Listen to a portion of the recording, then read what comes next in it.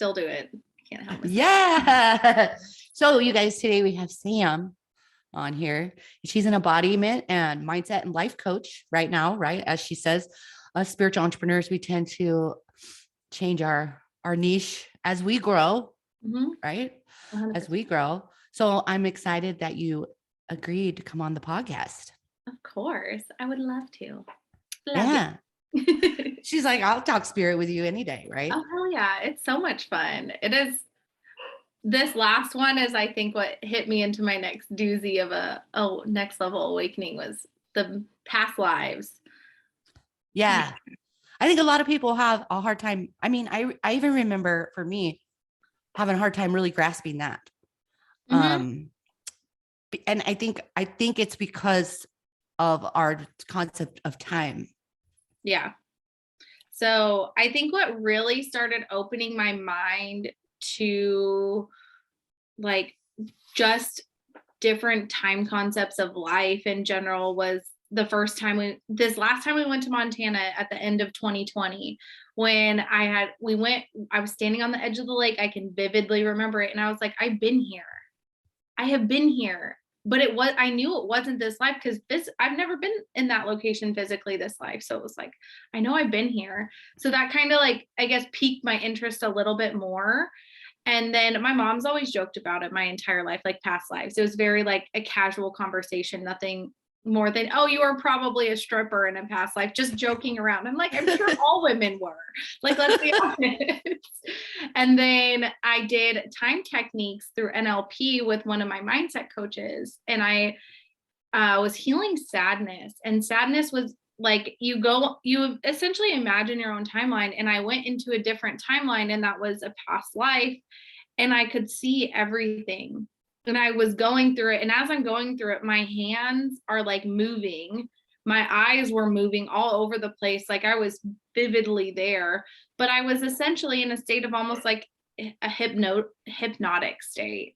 And then a couple weeks ago now, I went to a local person here, and I did a past life regression.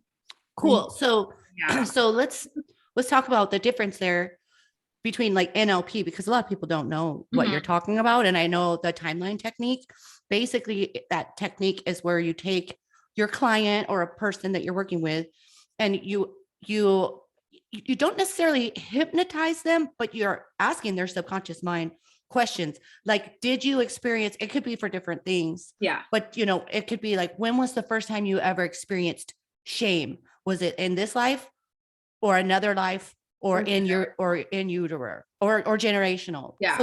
So then your mind just picks one. It just knows.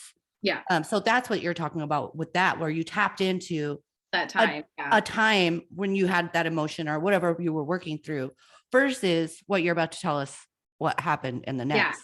So this one was full hypnosis. Like, you are completely in your subconscious. And it was I wasn't able to pick up on which life it was, like if it was my most recent life before this one. But as I'm in there, like, I am a Native American woman. Like, I'm looking in my mind's eye, I'm like looking at my feet, and I can see my moccasins, and I see like my olive tan skin from being in the sun. Like, I see my leather dress, like almost like what you would picture in the movies and stuff. Like, I see it. So I'm seeing this, and then it's like I started feeling the emotions. And it was the emotion, like I saw my children, and they didn't look like my children, but their soul, like I knew, like my kids that I have now were with me in that life. And the man I was married to in that life was also my husband that I have now. Like, I just knew their souls.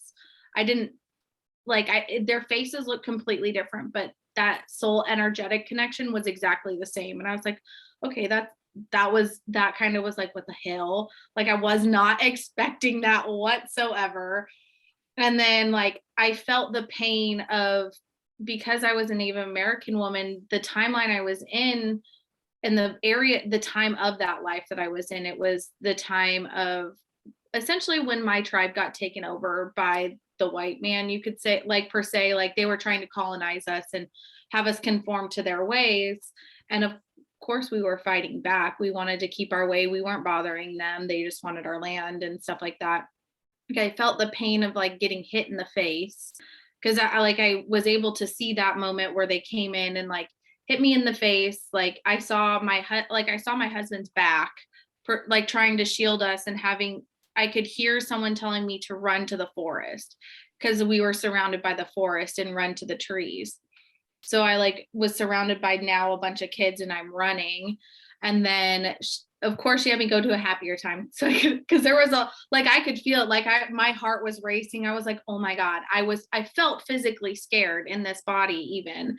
And so then she took me to a happier time of like my marriage, and like when I got married, and it was a marriage for love, not just for the good of the tribe, which was interesting. And then she took me to my death, and that's where like the healing part really happened. Was I had to see how I died, which is funny that I have a birthmark on my throat because I was hung. Like I have this birthmark right here, and I was hung in that life. I saw my feet dangling, and I could feel myself, like I felt like someone was choking me. And then the next part of it was forgiving the person who killed me. And so I did that. And once I did it, it felt like this giant rock came out of my throat that I've always felt. And I've talked to numerous people and said, like, my throat chakra is so closed. Like, I can't help. I don't know what's Yeah. going on. Like, I always felt silenced. I love that your therapist or the person that walked you through that did that, because that's a lot of reasons why we go into past life is to heal something, you know? Yeah, I like that. And I never would have gotten that healing without doing that. And I didn't know, like, I can full-heartedly say I didn't know I needed that healing. And I'm very happy I did. I think I'm going to do like 2 or 3 more, because that's the number that comes to me. Like, you need to do this a couple more times. It's worth the time. It's worth the money. Just do it. There's more healing to be done. So I'm like, okay. And I'll probably go to a different timeline. You never know. Like, it helped me see my spirit guide for the first, like, see her and have her actually show herself to me, because she's never showed herself or like revealed who she is to me until after this. So you saw your spirit guide in this? I did. Where did that come about? How did you know it was your spirit guide? You call your spirit guides in the very beginning to guide you to where you need to go, and essentially hold your hand through it to give you that grounding safety, essentially. So she honestly never showed herself to me. Like, as open as I am, like I had never been able, I don't feel them as much as everyone else, because I have had numerous people tell me they're very loud, and they come like, hello, like, can we talk to you? And I'm like, not shocked. Like, there's very much like me. Like, let's be honest. Yeah. And so it was really nice, and it's very reassuring that she finally was like, hey, like, this is who I am. I know you've been curious, and you haven't been ready, essentially, but you are now. Yeah, I think that's the big mystery with spirit guides, is people are expecting something shocking or amazing. And sometimes it is, but most of the time they're just like you. They've been your guide for how many lifetimes? You've been their guide how many lifetimes? So they're going to be a lot like you. Like, if you're very humorous, they're going to be cracking jokes. Everyone's like, there's very masculine and feminine. One of them is very motherly. I was like, that's the one who she showed me who she is. Her name is Rhea, which then I deep dove into who she is. And she's actually the Greek goddess of like mothering and nurturing. She was the wife of Cronus, who ate his children. I was like, cool.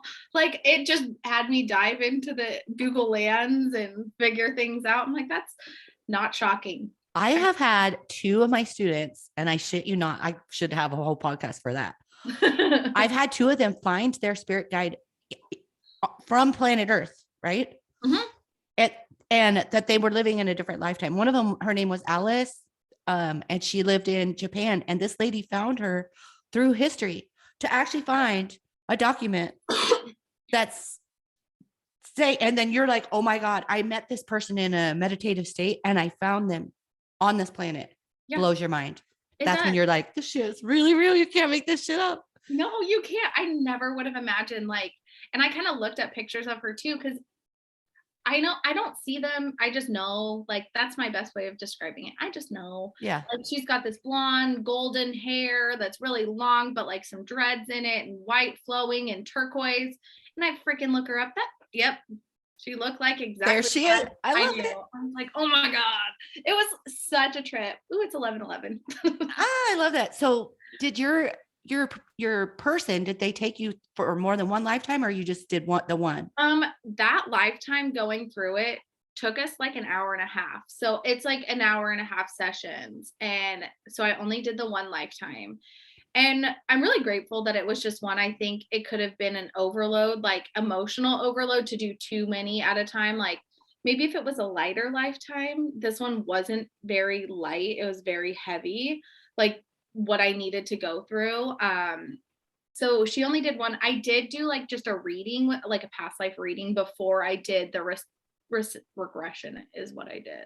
Yeah. I did it reading and all that. So I wanted to touch a little bit more on like the timeline that you were talking about. It's like part of it is your human mind has to be able to understand the concept that you've had another lifetime, right? Mhm. And so your logical mind is like, well, what time was that? But when you do like the quantum healing hypnosis technique, QHHT, Mhm. you're going through other dimensions, right? Yeah. So there's so many theories that literally there's no such thing as time or space. So we're living that lifetime right now. Yeah. You're just aware of yourself as Sam right now. Yeah. But when you went to your session, you turned your awareness to, did you know your name in that one? For some reason, they didn't tell me the name. It was the same name. Like when you wear a mirror, they have you wear a mirror too to keep you. So just to kind of help your mind a little bit, not freaked out too much. You have a mirror on. She had me put a mirror on like a necklace, and I could see my current face. So my current face was also like in the mirror, but I knew that's not how I looked. Like I knew that part, but physically I could see my mind. Yeah. So that was definitely, but it was helpful that she did it that way because then I was not freaking out too much. Cause of course there was still like, as much as I'm open to it, you're still a little skeptical, like, what the hell? Like, this is different. Your mind can't completely wrap around it until you do it. Yeah, I agree. I think, and the longer you're under, the more you allow your subconscious mind to just come up with that information. In my experience, because I did a QHHT one and it was like 4 hours long. Yeah, they're long. And we did like 3 lifetimes and I was whooped afterwards, but I forgot what I was going to say. Anyway, it's really blows your mind. That's what I was going to say is like my third life, I was so deep into the hypnosis that I was so heavy. I could almost like not move. It took her a lot to get me out, but that third lifetime was the most profound experience I had. And I think it's because that first one, I was like, I don't know, am I making this up? Like I see stuff in my mind. I see my feet. I was a man. But it was really weird. And I was like, I don't know if I'm making this up. There was a really weird spaceship, like a diamond. Oh, wow. Spaceship. And I was like, I don't know if I'm making that up. But by the third life, I was like straight up, like you said, like living it. Oh yeah, you're straight up living it. The fact that you said, I've been watching Ancient Aliens on top of it. So you're like diamond ones. And I'm like, they literally talked about that in an episode. See, I was there. I was an ancient alien Apparently, or an ancient human or something. Well, in my past life reading that I did, I was a Atlantean. Like but I looked more like human than a fish as far as an Atlantean goes. So I could live on both the land or the sea. So like I was more of a refined, as she explained it, and Blake was my husband was a Lemurian. Yeah, a lot of us were Atlantean or Lemurians at this time because if you think of it, I mean, it only makes sense, right? Technology really, really got up, and so did spiritual awareness. But then they destroyed themselves, right? Their leaders destroyed because they got greedy. So it's like we're in this big time again of a big shift of like leadership. Yeah. So of course we're back. Yeah. We're back here. It was really cool. She took me through, I think, 5 different different lives in my reading. Like I got to hear of 5 different lives. That's cool. So that was really cool. So I know I've been around a time or two. My soul likes to come back to earth. Yeah. So here's the other neat thing.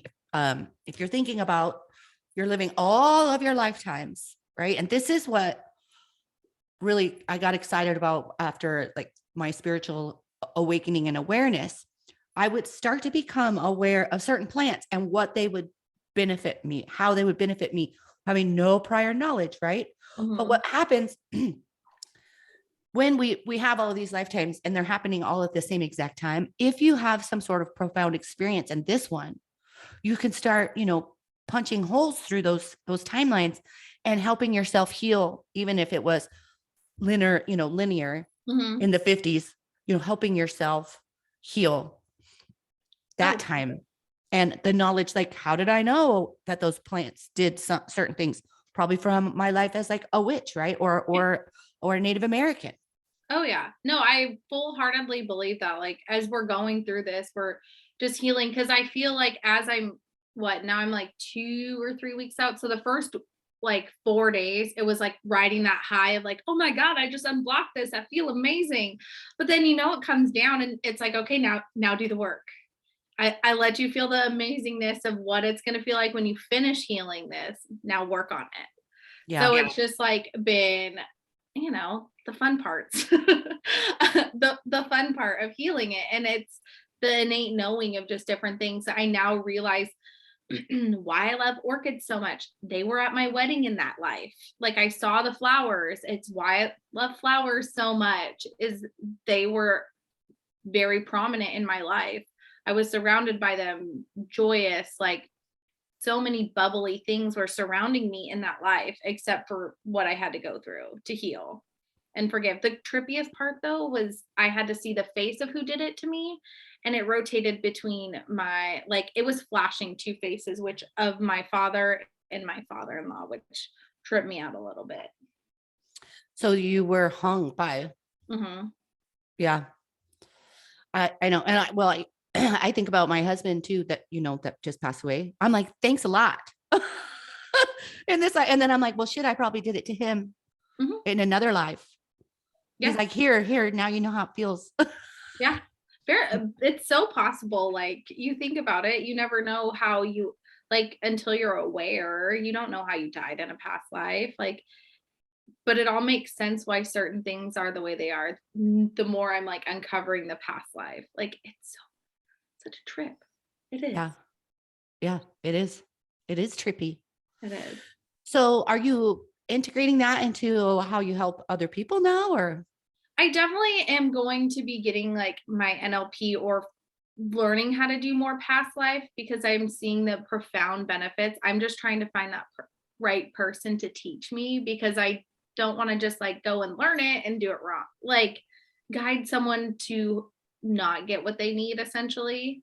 Granted, I know I probably could just dive right in. I'm over here as the coach going, Sam, you could just teach what you learn. You know what I mean? I know. I got to learn I want the right tools, so I'm at least properly doing it, because there, of course, is a wrong way to do it. And I want to steer clear, because I'm not trying to have someone mess their mind up like completely. Right. I think that just goes to show all the listeners how sweet you are and how much you actually care. I do. Right. I definitely, because there are people who would just dive in off of what they just experienced once to try and teach people and do it to others. Yeah. I think it's cool because there are a lot of different techniques, because I've done a past life exploration, which would be super fun. It would be easy to guide people to it. It's not really a hypnosis. It's more of a guided meditation. Yeah. I've had that experience, and that was really cool. And I've done that quantum healing hypnosis technique. That's really, really deep.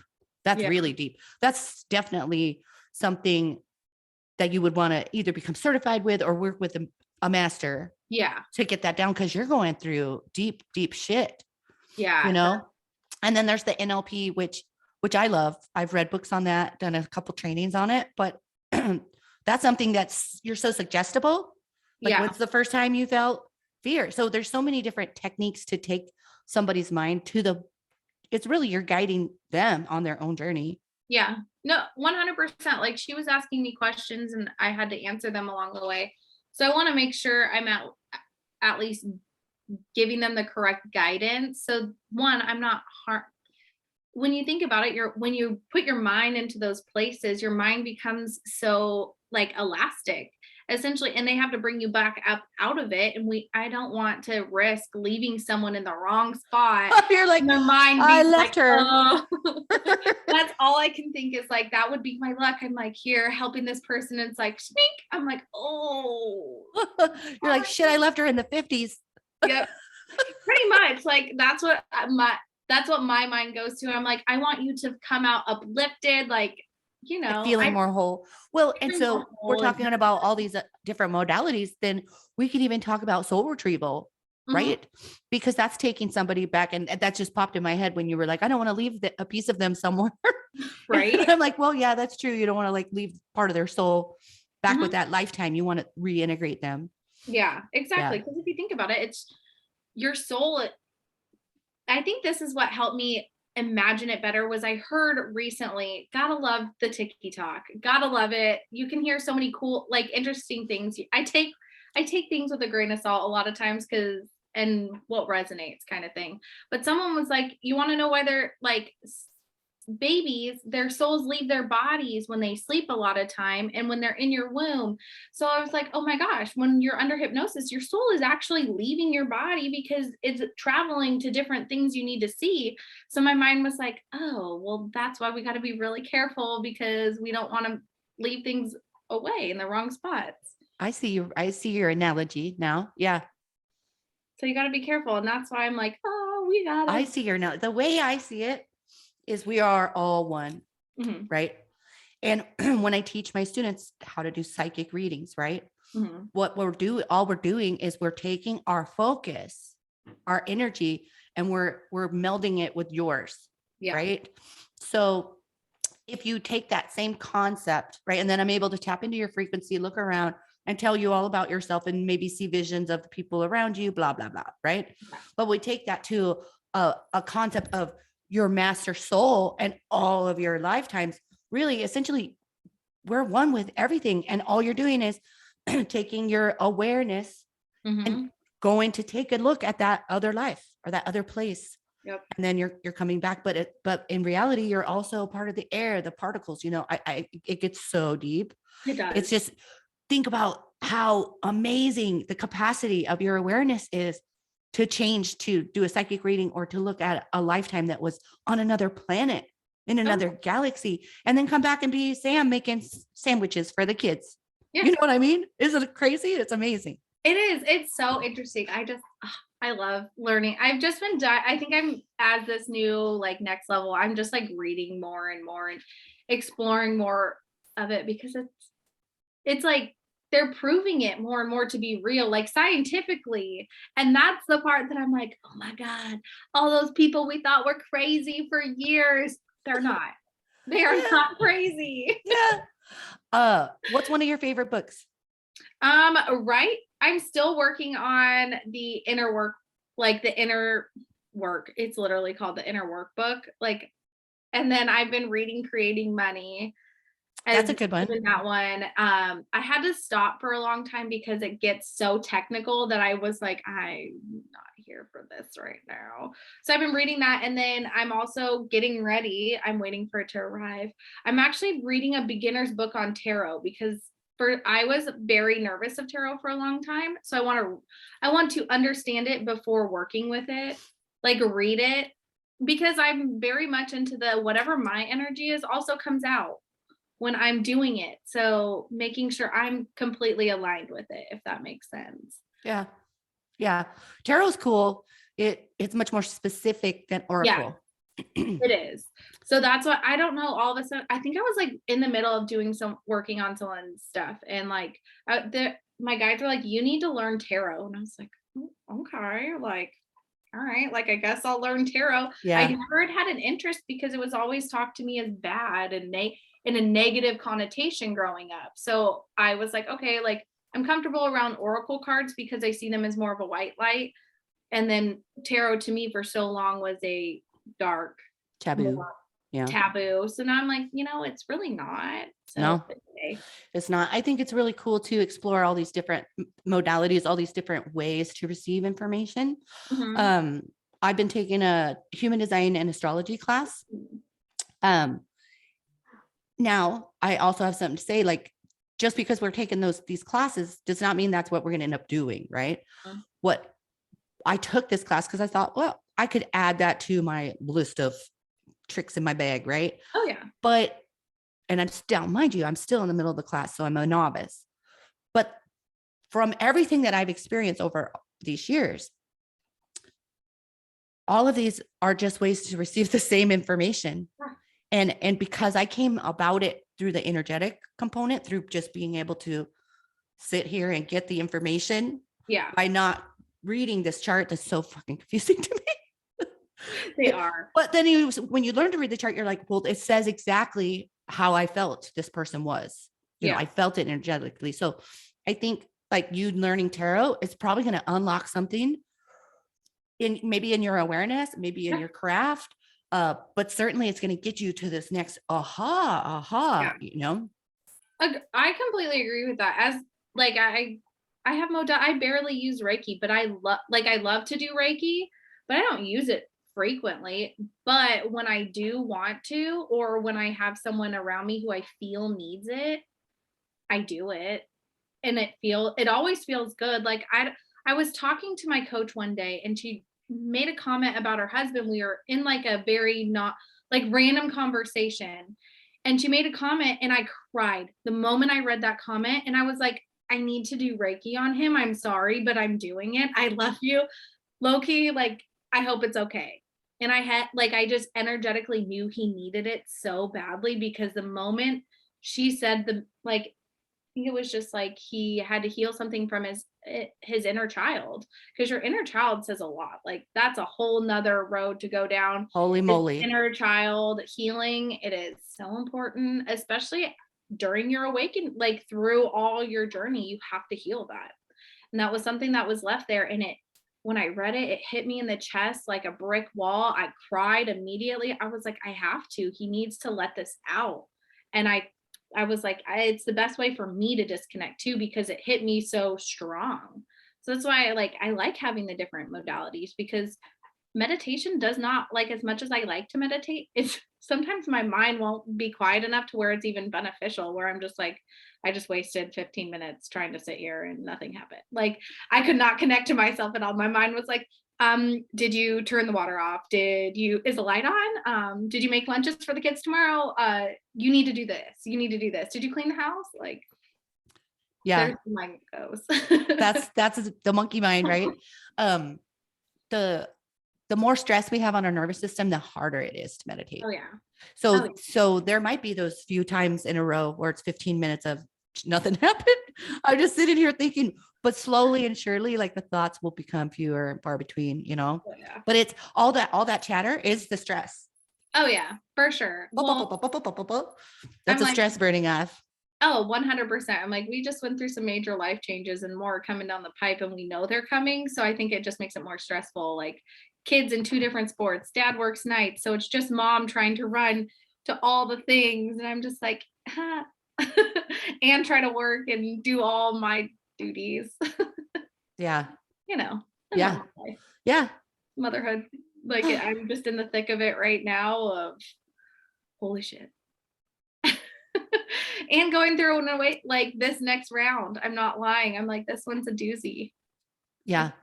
And it never ceases, right? It's just another level. And then I love it though, because it really opens your perception to a whole different reality, whole different, how you could consciously create your life, a whole different understanding of this whole planet. Oh, 100%. 100%. You literally, if you would talk to me, say 5 years ago, I would have thought you're full of bullshit. And now it's like, oh my God, yes, let's talk about it. Because I started going through everything. And so I was like, yes, let's talk, because this really intrigues me. And you know what? You're right. And I still need to find the lady who told me of all my gifts. And I told her she was crazy and I walked out of the room. I need to thank her. Like she plays in my head still to this day. Like I can hear her telling me. She planted that seed though, didn't she? She did. Well, like the fact that it wasn't planted already, because my mom's always been very open and she has her gifts, which she turned off for a long time too, because just society, you could say the least.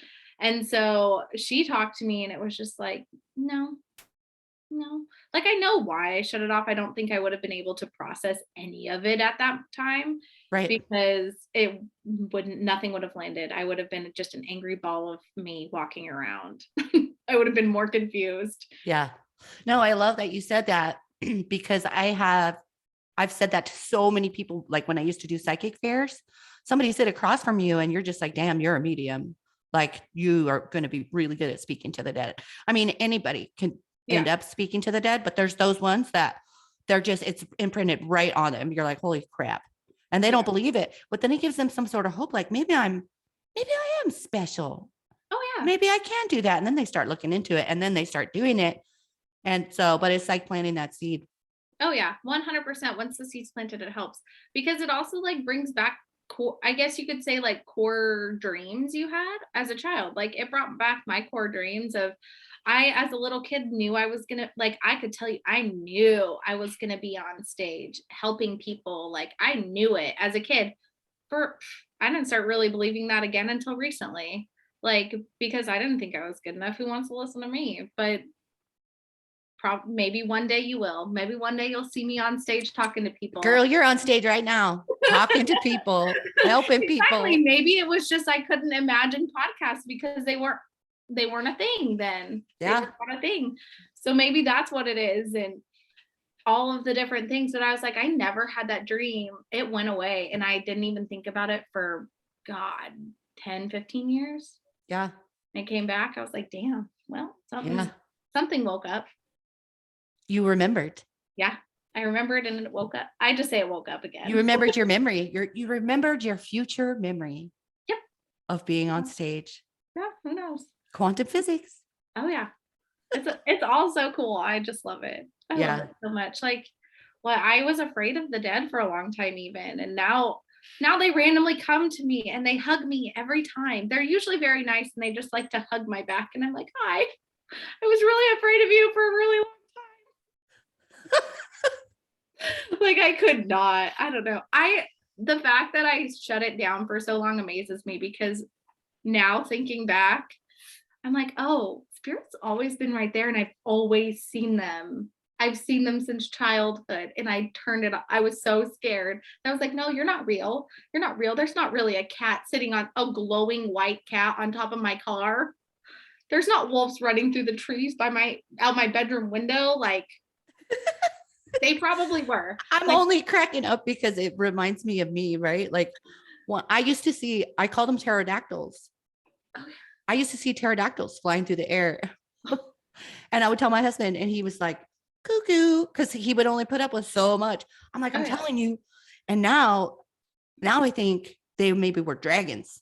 Oh. I haven't seen them in a while, but it used to be when I was in Michigan. It would just be this weird, corner of your eye, look and be like, I swear to God, there was a freaking pterodactyl fly by.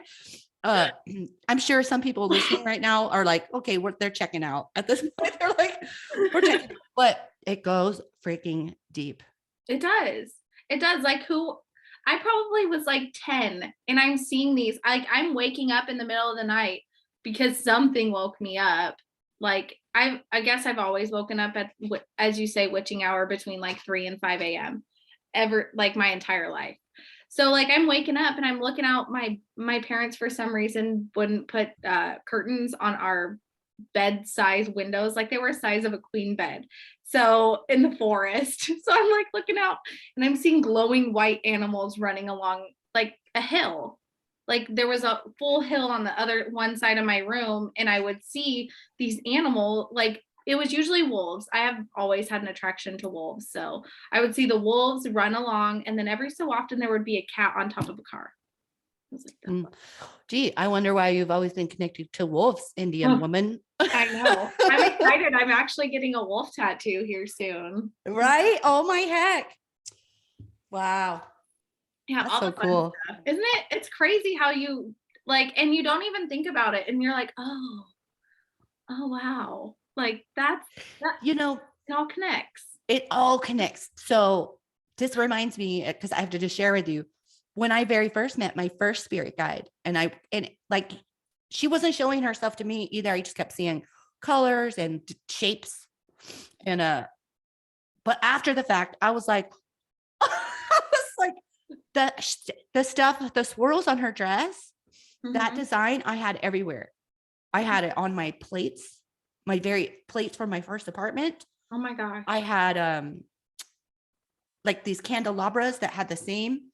And so I'm like, oh my God, I've been collecting things with that shape because she's wearing it, I guess. It's just weird. That's so funny. Well, Like, it makes sense. It makes sense because they're guiding you, and even they're in your subconscious mind. If you think about it, like that's how a part of how they're guiding you, because your conscious mind can't essentially figure it out yet. yeah. So Crazy. essentially it's not until you become conscious of it. Yeah. And then you're like, oh, they've been communicating with me this whole time. Yeah. Like your love for wolves. Yeah. And Literally. obviously you have probably a pack of wolves for your guides. You know what I mean? I'm guessing because I've had wolf experiences since I was little, like vivid dreams. I remember now, what, 25 years, like from childhood, and I'm almost 30. Like I still remember them. Yeah. Like they were some vivid core dreams that I remember. And I'm actually starting a dream journal, trying to figure out how to do it, because I don't wake myself up most days. My kids. Yeah. Yeah. Something I always tell all my students too is if you love something enough to tattoo it on your body, it's part of you. It's either a spirit guide, or it's a remembrance from a past life, or if it's an essence, like some people maybe would get a fairy or something. Yeah. So to me, immediately, number one, you have a fairy guide. Number two, you are part of the fairy realm, right? Yeah. So yeah, anytime you love something enough to collect it or put ink on your body, it's part of your DNA. It's part of your essence. Oh yeah. I'm not surprised that a wolf is part of it, as the fact, like, and that I surround myself with people who love my husband loves wolves. We're both extremely loyal people. We take care of the people around us. We have almost like a pack mentality with the people we like to be around. Yeah. So I'm like, it's not a shock that we both love wolves. Oh, it's not. It's not. It's not. I love it. Man, well, I really appreciate you coming on and sharing all your deep experience about past lives and stuff. I know everybody would love this topic. Oh yeah, it's a fun one. And there's so much, I think, that's still unfolding about past lives, because more, not as many people knew about them or accepted them for a long time. Yeah. Yeah. And a lot of people still don't, but the more they hear testimony of it and how it's relatable to this life and the lessons that you learned, I mean, it's so beneficial. Oh, it is, for sure. I would have never imagined going from feeling like I couldn't say everything my entire life in my throat. I told people for years, like my throat just feels like there's something there, I can't get it off, to all of a sudden feeling like I just like essentially threw it up, like is the best term to say. Like it just came out, and now I felt like, I felt light, like, oh my God, I felt like there wasn't something sitting on my throat. I never could have imagined that. Yeah. Crazy. Now you could speak your truth easier, I'm sure. A lot easier. Sweet. I'm a little bit louder, talk a little bit more. So tell everybody, where can they find you? You can find me on Instagram and TikTok, all Nurtured by Sam, or I do have my website now. It is amethiaconsulting.com. Yay. Yay. amethiaconsulting.com. Yes, which is the Greek mermaid of nurturing, which is I love mermaids too. And nurturing, And like nurturing, the wolves. everything. Jeez, look at you nurturing. Go. Oh, and then Rhea, who is my spirit guide, is motherly and nurturing, everything about her. So it's like, okay, everything lines up. It totally does. It does, without meaning to. Wow. So yeah, I love it. I love it. All right. Well, thanks for being on here. Of course.